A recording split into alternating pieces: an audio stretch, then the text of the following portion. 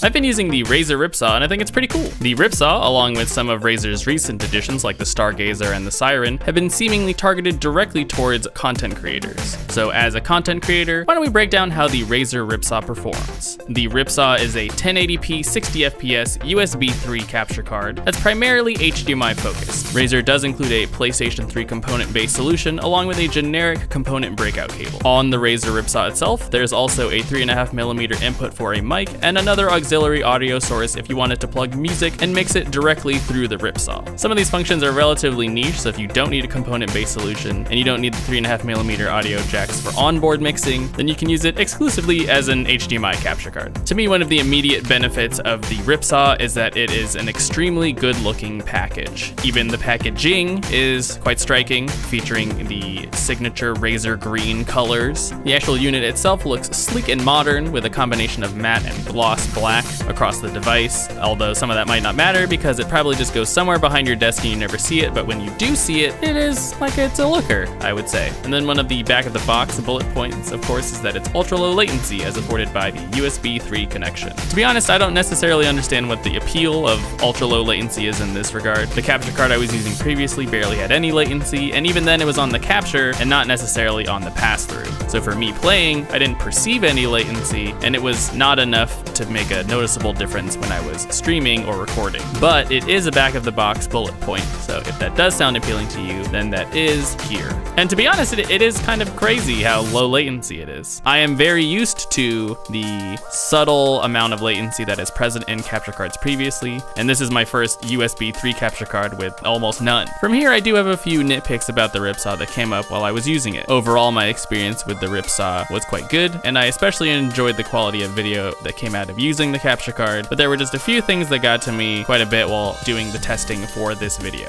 First of all, it wasn't quite as plug and play as they would prefer. You do need Razer Synapse installed to manage the drivers, and you need Razer Cortex installed if you want to record using their software as opposed to your encoder of choice. To talk about Razer Cortex for a second, I personally don't prefer it, even though in the past I tended to prefer the accompanying software with the capture cards that I was using. My limited experience with Razer Cortex leads me to believe that it's built as more of a PC overlay, as opposed to a dedicated capture tool for their capture card. But despite the fact that I might have problems with its potential usability, you can't change the directory where recordings and screenshots go, which is a complete no-go for me. The default drive is whatever your C drive is, which for me is an SSD, and it would just not be good to be recording gigs of video and then dumping it onto another hard drive from an SSD. It would be really arrogant in this scenario to say that adding something like that would be an easy fix, but that is a basic workflow thing that I would need to make Razer Cortex usable in my workflow. You can of course still use OBS or XSplit or whatever your encoder of choice is, so this is for the most part just a nitpick.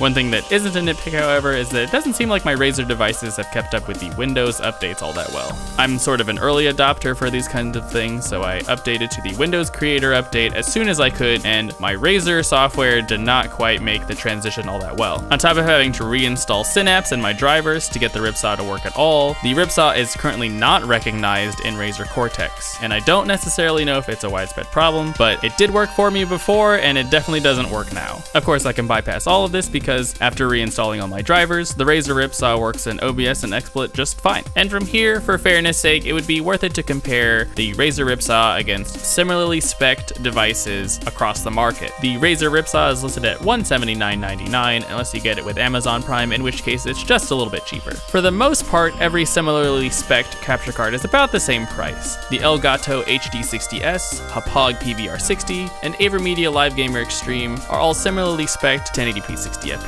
and USB 3.0 for somewhere between $150 and $200. If you really wanted a capture card in this spec, there are quite a few options available to you. And without having tested all of them myself, I would say they're relatively similar, and the key differences will be in a lot of the auxiliary features. For instance, do you want a component solution? Because not all of them include that. How much do you think you'll want to rely on the accompanying software? Because all of these different capture cards include different software. But if none of that matters to you and you only really need an HDMI capture card, then all of these are fine, and you could probably just pick whichever one ends up being cheapest when you buy it, or whichever one looks the best. But that about does it for the Razer Ripsaw. I think the video that comes out of the capture card speaks for itself. You can't even perceive how good it is because the Ripsaw captures at a quality much higher than YouTube will allow, and probably much higher than you'll be broadcasting or streaming even. I had previously only known Razer as a mouse and keyboard company, but I think they put together a good package in the Siren, the Stargazer, and now the Ripsaw. I'd say I was cautiously optimistic when I started using the Ripsaw, and I couldn't really argue with how good the video looked. And so now I'm really just excited to see what Razer does next, because if it's anything like the Ripsaw, I'll really enjoy using it.